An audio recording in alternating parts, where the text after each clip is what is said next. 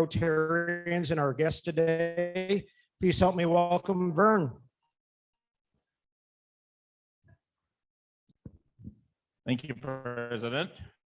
You know, we have one here. Glad to have you. Come on. And Dan Kinsey and Ryan Bell. So I'll let you introduce your guests. Thank you. I'm Heather Crosscree, and I brought today Shannon Green, who is the Executive Director at Ronald McDonald House. She moved into that position in July of last year, so mid-COVID.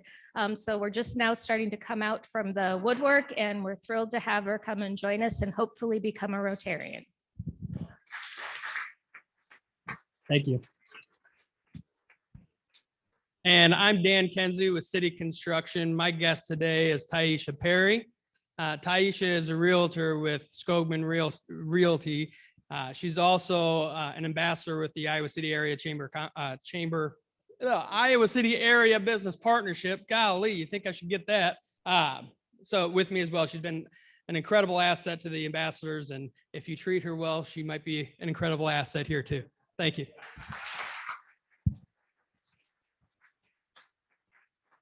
Hi guys, Ryan Bell. Good to be back here and bring a guest. I've got Missy Forbes here sitting at the front table. She is the executive director at 4 Cs, which does a lot of awesome stuff for youth in our community. So thanks for coming, Missy. And Barb and I just put the closing arguments on her joining our club too. So fingers crossed. One guest here. I'd like to introduce Christina Milligan, who's been a guest before. Christina, if you could stand real quick. And Christina has had a busy 6 months. She's moved from Colorado to Iowa. She started a new job doing business development for junior achievement. She got married, and most importantly, she found our Rotary Club. So please help me welcome Christina.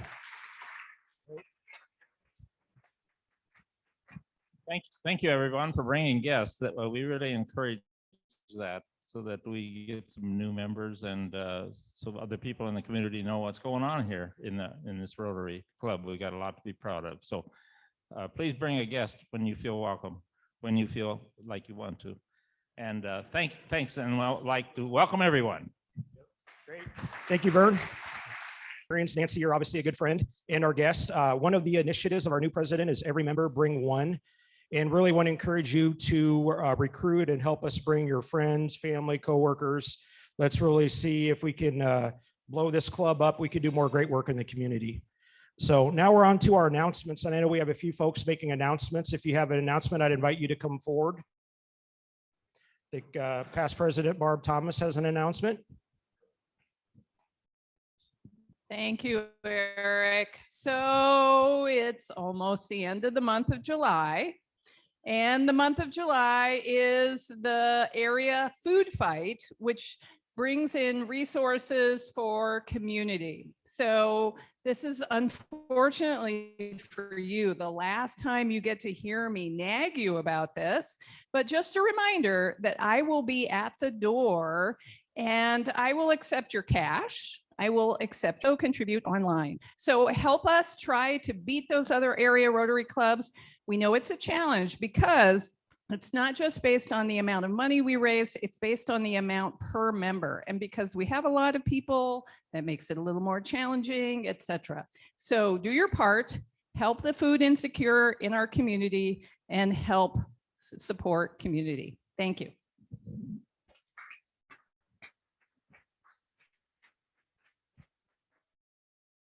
I'm Linda Farkas. I'm the chair of the Youth Leadership Committee, and it's the most powerful committee in the world. It's true. We're gonna start this week by, we send this club and its very generous contributors send many students every year to leadership camps. One is for juniors, the World Affairs Seminar in Carroll College in Waukesha, Wisconsin, and the other one is Ryla, and this year it was at Coe College. And we're going to show testimonials from these students each week until we have them here on the 19th of August. And I strongly urge you to be here for our annual time we spend with these students. I can't talk too much about it because I cry. So it's very emotional. What you hear from them at the end is just amazing. The other thing that I love about this is our strong partnership with our other local clubs downtown, and especially our AM club. And this woman right here is, I think I forget that she's not in our club, and I forget that I'm not in hers. I mean, it would not have been possible without the AM club and woman. So I'm Aisha, introduce the first student. Sorry. On your table after you listen. She's used to me. She's weird, so she gets it. There is our wonderful fundraising committee is the ask letter, and in it is an envelope that you can use, and it has the pledge card. And please remember if it's filled out completely according to other sergeant and thief, you just send it back. So during these children, or sorry, students, please remember responsible for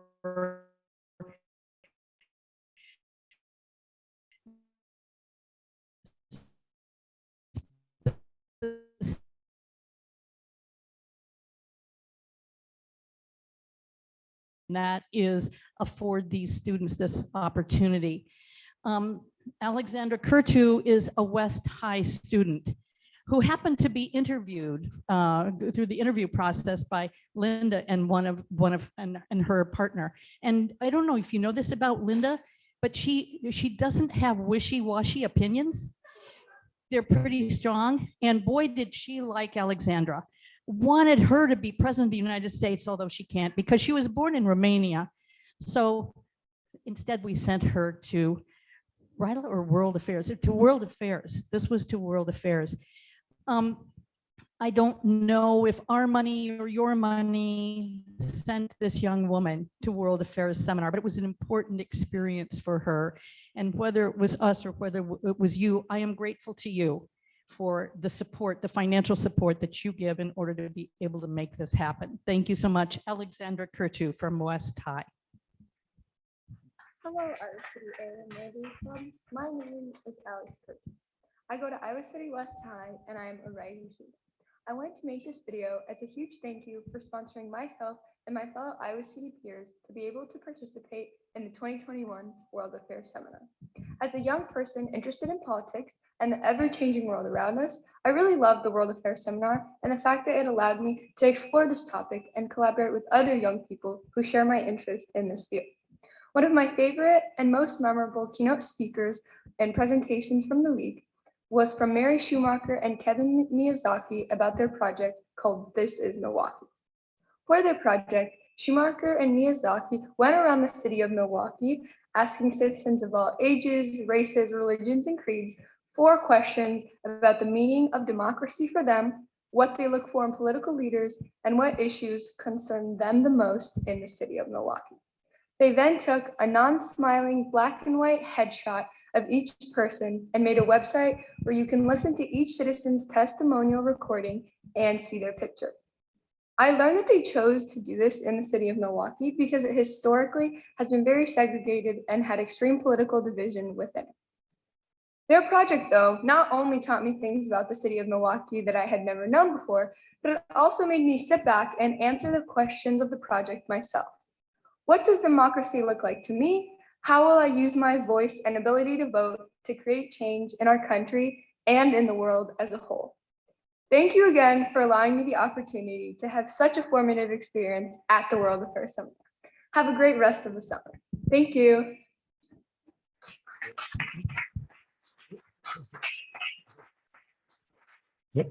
I want a special thank you to Nancy and Linda for sharing that with us. I know when we started our youth leadership committee years ago, it was a team of one. It was Linda Farkas, and now we've got an active and robust committee of about 12 people. And Linda, our first year, did we send, was it 3 students? It was 2.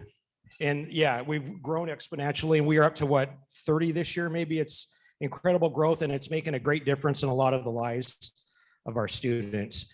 One thing I neglected to do when we did introductions, we want a shout out and welcome to our folks who are joining us on Zoom. I believe there were 18 people on Zoom now. And I'd like to pass the microphone over to our AV team and just have them read off the folks who are joining so you know who is with us online today. You bet. So special hello to Gary and LaDonna Wicklund, Art Nowak, Jesus Garcia, Christina Kimberly is dialing in from St. Louis, Amy Odine, who looks like she's in her UIHD office, Steve Schomburg, Steve Wolken, who's enjoying the great outdoors, Tricia Smith, who's at the United Way offices, Robin Hepker from her office downtown, Jim Scott from the comfort of his home. There is Patricia with a friendly smile. The Linda and Ray Mustin, they are there as well. Brad Baldus, Ann Parker, Doris Prusel, Andrea Rhodes, Ricky Campagna, Nancy Quellhorst, and Janice Baldus. So welcome everybody on Zoom. Glad to see you.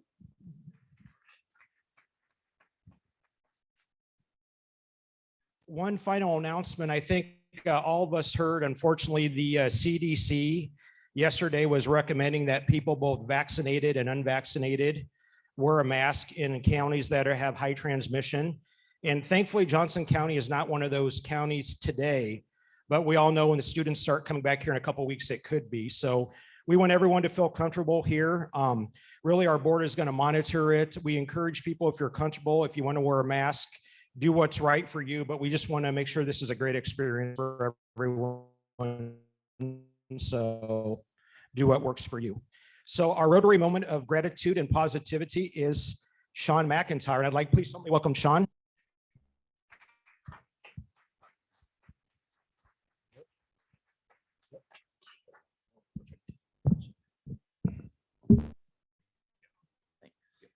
I did have a Rotary moment of gratitude, but then it all went out the window once Nancy and Linda came up here and talked. So we're very grateful for Ryla and everything that they do. So another round of applause for them. So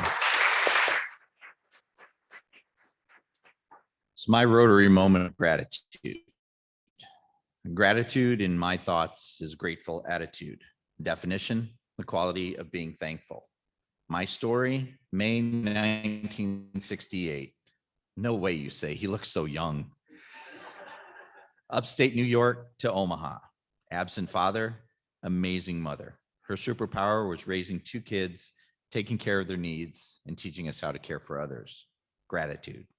High school was tennis, track, theater, honor student, graduate. Accepted the University of Iowa. Go Hawks. Had developed a knack for substance abuse and depression early in life, and unfortunately excelled in those fields at Iowa. Studying was not a priority. In June of 1988, sobriety, AA, 12 steps, but it seems like a lot more. Gratitude. Friends and hard work, Econo Foods, Carlos O'Kelly's, Iowa State Bank, MRS Appraisals, Leppert Krager Realtors, Southgate Property Management, Leppert Krager again, and Urban Acres Real Estate. Gratitude. August 2010, Preston. My chance to be a father, to be present, and to be a better influence. Nervous and excited, wondering where the manual was for being a father. Blessed with a son who makes every day special, who cares for everyone he meets. He created his own hats, gloves, and boots winter clothing drive at age 8. Created a superhero at age 10 for a school project and called it Watermelon Man to make sure he fed everyone who was hungry. He loves football, baseball, tennis, well, every sport really. And he loves his dad and tells me how much he appreciates everything I do for him. My job is to keep working and being a dad and make every day count, teaching him truth, fairness, goodwill, and friendships, being beneficial to all. My son and all of our children, that is what we should be grateful for and thankful for. That is my gratitude.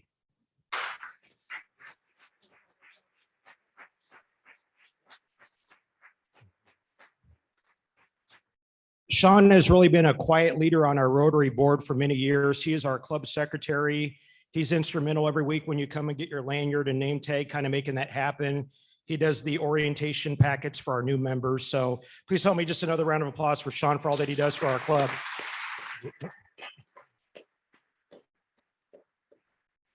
Now, this is the last Thursday in July, and we have neglected to celebrate our July birthdays. So we used to have our tradition. It's been obviously 15 months since we've been in person before, but I think it'd be great to renew that tradition and invite all of our members and guests who had a birthday in July to stand. And we'd like to sing happy birthday to you. So it looks like, yeah, we've got several folks here. All right. Happy birthday to you. Happy birthday to you. Happy birthday, dear Rotarians. Happy birthday To you. All right, happy birthday, everybody. We've got a great program today that I'm excited about, and we're going to transition to the program now. Jerry Fleagle is the president and CEO of the Hoover Presidential Foundation. The private, he's going to get a musical introduction as well, too. Oh, yes, I totally forgot. Smile, yes. It's only my fourth meeting, Bob. You'll get it. Here we go. Smile and the world smiles with you. Sing a song. Don't be weary, just be cheery all day long. Whenever your trials, your troubles, and your care seem to be more than you can really bear, smile and the world smiles with you. Sing a song. Thank you very much. All right, Jerry, that's your introduction there. No. Okay, now Jerry. Jerry Fleagle is the president and CEO of the Hoover Presidential Foundation, a private nonprofit support arm for the Herbert Hoover Presidential Library and Museum and the Herbert Hoover National Historical Site.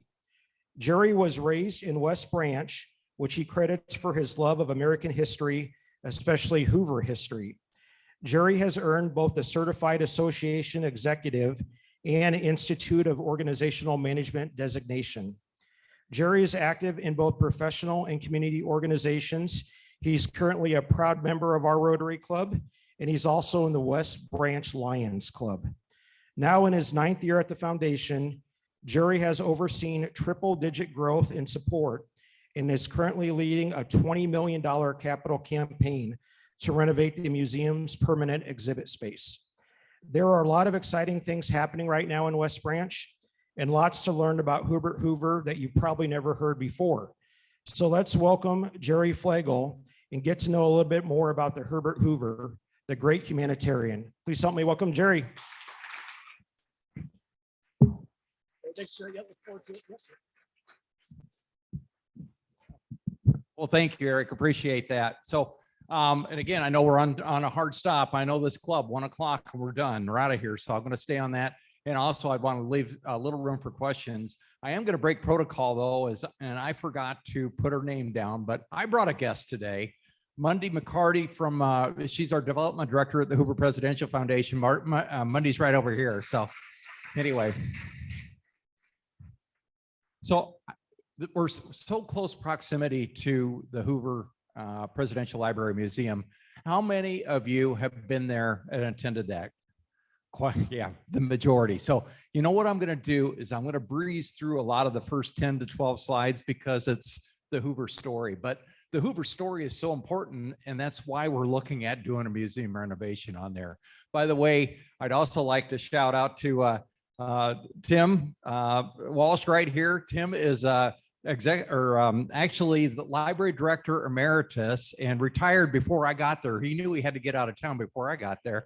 And anyway, but Tim is so graciously, he is going to come out next Saturday for Hoover's Hometown Days, and at our life celebration, Tim is going to be our featured speaker. So 12:30, right by the Birthplace Cottage. We got a nice, beautiful shaded area, and you want to come at 11:30. We got a picnic too. So, and Tim's always got some great words. So, you know, and that's the other reason I'm going to breeze through this, because I know Tim's forgot more than what I know about Herbert Hoover. So anyway, so Herbert Hoover is an uncommon man.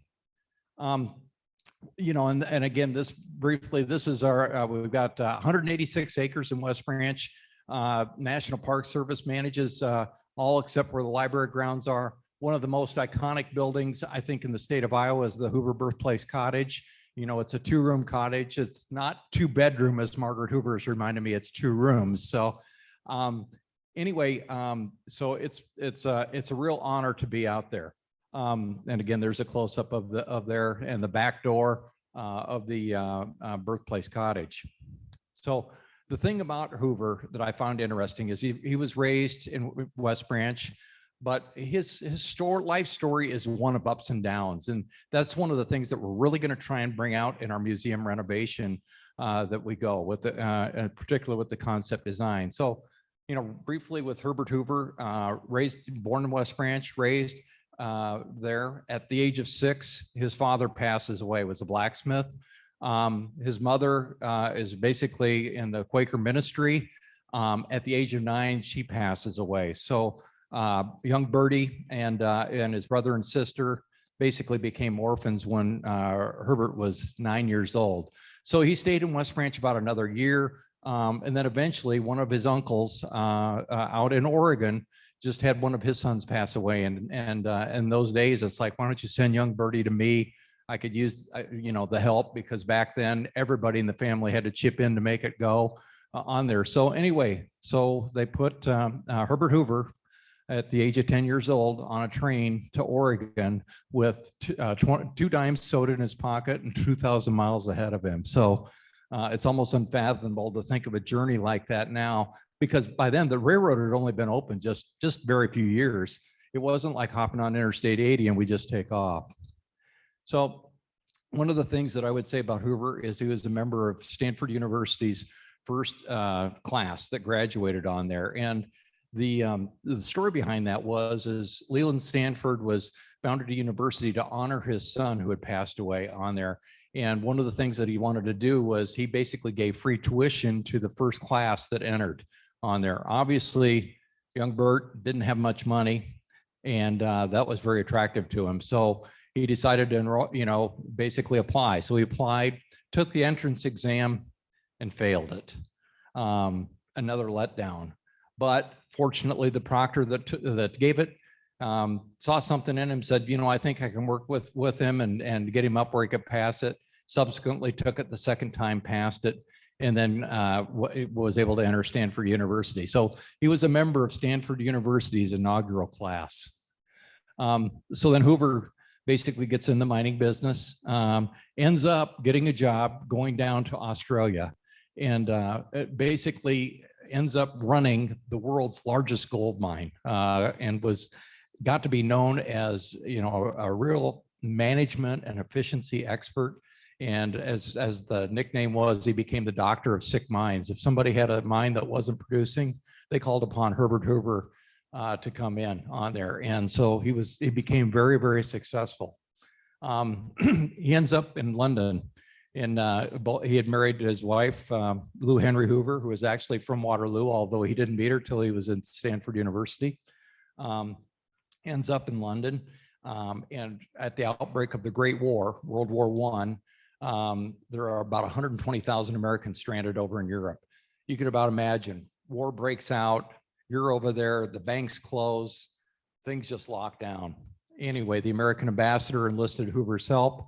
Hoover sets up shop and at the Hotel Savoy in London, and ultimately helps 120,000 Americans return home loaning money, sometimes out of a lot of money out of his own pocket. In fact, it's estimated that it was about $1 million. And this is over 100 years ago that he did that.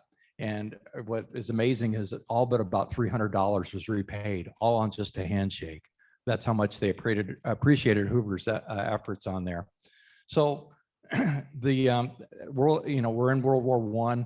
The country of Belgium, that is probably the most industrialized country in 1914, 1950 in Europe, imports 80% of its food. The Germans basically decided to go through Belgium on their way to France at this beginning of World War I, figuring Belgium's a neutral country, we can just slide on through and it won't be a problem. Well, the Belgians decided to fight. And so Germany got bogged down there. And in essence, the Germans basically took over the food supply and told the Belgians, you're on your own. So the King of Belgium enlisted Hoover's help. And he founded the Belgian Relief Mission, basically the Commission for the Relief of Belgium. He saves an estimated 10 million lives during World War I on there. And then after the United States entered the war, he couldn't do that neutral party setup. And this, I'm breezing through this, but this is just an amazing story of logistics and cajoling people and the Germans and the British and how he got it done. But anyway, so towards the end of World War I, then he leads the U.S. Food Administration as well. Hoover organizes the Commission for the Relief of Belgium and fed millions on there. And what was amazing on it is when he did it, it wasn't like we back up a 18-wheeler and you get the forklifts out and load up. There were no computers, no forklifts, no 18-wheelers, all materials moved by hand and wagon. And then he had to keep track of the flour sacks because the English, British were afraid that that the Germans would seize those and be able to use those as war stuff. So they had to account for everything. And it's just an amazing story on there. So he's saved 10 million people from starvation. Warren Harding gets elected president in 1920. And of course, he was looking to fill a cabinet on there. Commerce Department was a small, relatively new cabinet level department. And of course, it was derided as the department that turned on the lighthouse lights and put the fish to bed. He turned down the Secretary of Agriculture and Secretary of Interior positions, which were much more powerful, higher level on that. And Harding gave him free rein, and Hoover really sought and craved it. So he was very successful as at the Secretary of Commerce. If you've been to the museum, you see it with the standardization that he did, pulling a lot of industries together. In 1927, he helped lead the relief for the Mississippi floods, which is still the United States' biggest natural disaster today on there. And basically, when Calvin Coolidge decides in 1928 he's not going to run for president, the question Hoover jumps to the top. And as the campaign slogan and one of the posters says in the library, who else but Hoover? So Hoover wins. And here's the ironic part is FDR and Hoover worked well together once, but it was just once. In 1920, FDR really thought that Herbert Hoover would make a great presidential candidate. At that time, though, Hoover really hadn't made known whether he was a Republican or Democrat. And then when FDR found out he was going to be a Republican, that kind of changed things. But anyway, it was an interesting, and they became rivals the rest of FDR's life. So in essence, after World War II, towards the end of World War II, actually, at the end of a war, there's so much devastation, no crops. I mean, obviously, you've been having wars in the field. Anyways, there's always a real food problem as far as if you got a bunch of hungry people, I don't care if they've been liberated, if they're hungry and you can't feed them, they either die or you're causing more rebellion on there. So Harry Truman basically takes office 100 days after just being vice president and only meeting with FDR twice. Who else to call but Herbert Hoover? Herbert Hoover had done the relief and he knew it. And ultimately, Hoover is called upon and he's very happy to help and becomes great friends with Truman. And one of the next picture there is actually the inside of the Hoover Presidential Library dedication in 1962 as they're walking in the front door there with Hoover and Harry S. Truman. And they really became good friends. In fact, Harry Truman really advised Hoover on presidential libraries and what you need to do, and you ought to think about one. And ultimately, it became in West Branch, which is a story in itself, because everybody always would have thought that it was going to end up out at Stanford University, where the Hoover Institution for War, Peace, and Revolution was. But it was one of those situations where the president of Stanford University and Hoover didn't get along. Hoover didn't trust him. And all this time, you had people in West Branch and Eastern Iowa that were courting him and would invite Hoover back in 1948 for a birthday party. And in 1954 for his 80th birthday party. And Hoover really started warming up to that and really felt appreciated. And ultimately then in the late 50s, when it was time to decide, he just decided, you know what, I'm going to move my presidential library to West Branch. And that's how it became in West Branch. So great story. One of the things on it is the last time the museum was renovated and expanded was 1992. Now we all know technology back in 1992. Cell phones came in a black bag. You plugged them in. You got paid maybe $1 a minute to use them. And it was very expensive. Technology change. That's just one example of how technology now has changed so much. And the library and the museum needs to upgrade and do that as well on there. So we've established 4 goals when we decided to do a concept design. Concept design was we had interviewed 4 different firms. One of them, we thought all 4 would give us a great museum, and one of them we thought would just give us a terrific museum. And that was BRC Imagination Arts. And so we brought them in and we set 4 goals. Renovate the permanent galleries to produce a more popular, more effective, more appealing museum. Raise the profile and awareness of Herbert Hoover with the public. Be more effective at telling a quintessential American inspirational story so it has global impact. And then integrate the museum with the birthplace and resting place, so all 3 elements create a unified whole. And of course, we got an objective that, and this is really what we want to do is one of the things we always hear at Hoover is, gosh, when people go through the museum is, I never knew that about Herbert Hoover. And what we'd really like to do is have them ask that before they go in. So one of the things that we're looking at is for guests that will emerge empowered to leave an uncommon life, committed to taking action and creating positive change through individual enterprise and initiative in service to humanity, just like Herbert Hoover did on there. So the theme statement for our project is lead an uncommon life, serve, lead, and make a difference on there. And we'll have strategies. Basically, technology will help serve the story. The story is first and foremost, and then the technology. BRC Imagination Arts will put as much technology in as we want, and maybe you can't afford, and then we'll have education through engagement as well. One of the things that we'll have is an introductory film. We call it the 31 film, and we'll talk about, basically it'll be set up almost like a real fast-paced movie preview that you would see in a theater, and where you get excited about, gosh, I want to go see that movie when it comes. That's exactly what the purpose of this will be. It'll be a short video, getting people where they want to come out of there and learn more about Herbert Hoover. And then we'll take guests on a transformative emotional journey on there. And of course, storytelling is the most powerful way to put ideas into the world today on that. I might add on, as if you've ever been to the President Lincoln Library and Museum in Springfield, Illinois, BRC Imagination Arts is the same company that did that. And that's still one of the finest ones there is on there. We won't be near as big, but we have as good a story or better story to tell.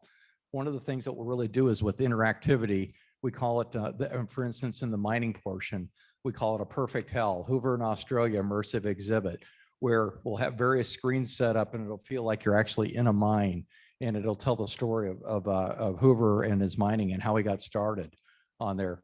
Gallery 2 will be a life of service, and it'll basically talk about all of Hoover's accomplishments with the Commission for Relief of Belgium, Secretary of Commerce, President, and then his post-presidency.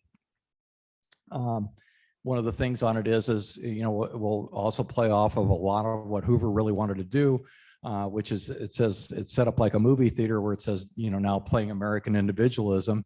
And it'll talk about the various things that he did and accomplished as Secretary of Commerce, President, and post-presidency as well. And obviously, one of the things on it is we always address the presidency, because And a lot of people that are not real knowledgeable will say, well, yeah, Hoover caused the Depression. Hoover didn't cause the Depression, but he did become president, or he was president when it technically started. And it's, as they say, it was a war on 1,000 fronts when he fought that, and all that he had to do on there. So one of the things that we are doing too is we're working on putting together an Uncommon Iowan Center. And what it will do is it'll be a situational type setup where people will come in and they'll play various roles. In other words, you know, you might be the president of the United States, you're going to be treasury secretary, you're going to be chief of staff.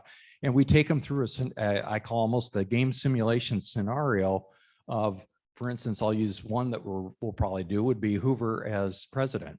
You know, the stock market crashes, this happens. Now, what do?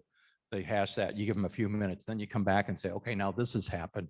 What do? And really what we want to do is put people in that place of time as close as possible so they can experience it and understand what people were doing as they went through those decisions. Now, we call it the Uncommon Iowan Center because we also plan on involving uncommon Iowan stories. And one of those that comes top of mind to me is Governor Ray when we had the Southeast Asian refugee crisis. You know, what was he facing? What were the hurdles? What did he do? You know, it'll be a great story to tell. The company that we're working with called iThrive actually does these scenarios. They've done them for the Reagan Library. They're doing it for George W. Bush, and they're actually doing it at Mount Vernon for George Washington. We are hopeful that we'll be able to share all these because the nice part is you can do them not only at the library, but we can also do them interactively distance learning. So in fact, Monday and I were on a demo on it, and we were against some people that were sitting out in California doing it, in Iowa City and so forth like that. So it's a way that we can reach a lot of people in a very interactive educational way. And of course, one of the things that we're going to do too is we want to make it a destination attraction opportunity on there and partner in particular locally with West Branch, but also with Iowa City, is if we can increase our attendance with a new museum portion, it should become an attraction on there. And if it's an attraction, there's a lot of things that also feed off of that into Iowa City and the area. And of course, what we always talk about too is vision without resources is irrelevant on there. We can have all the dreams we want, but we got to have resources. So one of the things that we're doing is we're in the midst of a 20 million is enough, $20 million campaign on there. And one of the things that the state legislature we were very grateful for was, and the governor signed, was a $5 million Hoover tax credit. And it works just like the Endow Iowa tax credit, where if you gave $1,000 to a project, the museum project, you get $250 state tax credit. So a lot of other details on that, but be happy to share that later with you if you're interested. The part that is really exciting is we've got strong leadership in a campaign, and that's integral when you do a campaign. And we're very fortunate as we're going to have former ambassador and Governor Terry Branstad as a co-chair on there. And I couldn't think of anybody else in the state. You know, who else would you want? Former ambassador to China, longest serving governor in Iowa. If somebody makes a call to you and it's from Terry Branstad, chances are you're probably going to pick up the phone and at least listen on there. And we're really fortunate the Hoover family is really backing this and involved. Margaret Hoover will be the other co-chair. Of course, she's hosted Margaret Hoover Firing Line show on PBS that shows on Sunday mornings here in Eastern Iowa. But the rest of the Hoover family is really involved as well. And that's really gratifying to have. So it's going to be a great project. I think it's a way that we've got a path forward to go. We're just into it now. It's just an exciting time in West Branch, and it's just a lot of fun. It's a lot of fun to do. So anyway, thank you so much. If anybody's got any questions, Yep. Question. One quick question. We must be bumping up at 1 o'clock. What a very great question. So our goal is to have the museum renovation complete and the rededication on August 10th, 2024. And that's Herbert Hoover's 150th birthday. And so that's a little over 3 years away. So I mean, it may sound like a long time, but you know, it's a lot, as Eric can relate in fundraising, it's a lot of work to do. We got to get the project done, but it's a great goal. And as somebody said in the legislature, Jerry, you got to set a time, you got to set a deadline. That's the only way we work up here. So anyway, so very good. If anybody's got any questions, I'll be around afterwards. Thank you very much.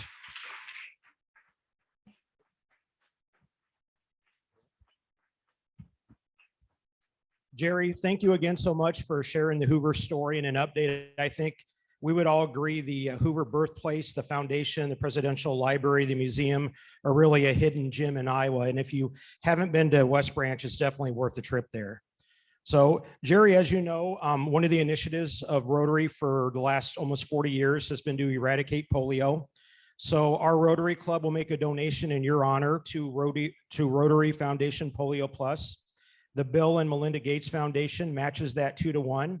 So that will result in 70 polio vaccinations around the world in your honor. So thank you again for being here today. Final reminders, our program next week is Dave Cook. Dave is our Rotary District Membership Chair, and he's going to be talking with us about membership and how we can better engage our members and how we can attract new members. So make sure to be here next Thursday. And we end our meetings with the Rotary four-way test. I'd ask everyone to stand and we'll put the test on the screen here. Of the things we think, say, or do. Say or do. Is it fair to all concerned? All Will concerned. Goodwill and better friendship. Goodwill and better friendship. Will be beneficial to all. Beneficial to all concerned. We are adjourned. Hope everyone has a wonderful week. Thanks.